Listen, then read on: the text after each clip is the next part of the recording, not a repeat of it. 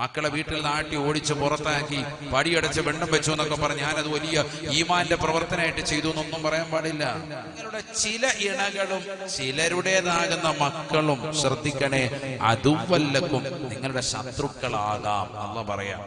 ചിലപ്പോ എത്ര റെഡിയാക്കാൻ നോക്കിയാലും റെഡിയാവൂല. അതുകൊണ്ട് അവരുടെ കാര്യത്തിൽ പ്രത്യേകമായി ഒന്ന് ശ്രദ്ധ ചെലുത്തണേ എന്ന് പരിശുദ്ധമായ ഖുർആൻ.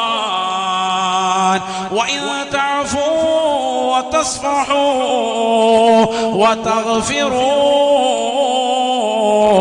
فَإِنَّ اللَّهَ غَفُورٌ رَحِيمٌ.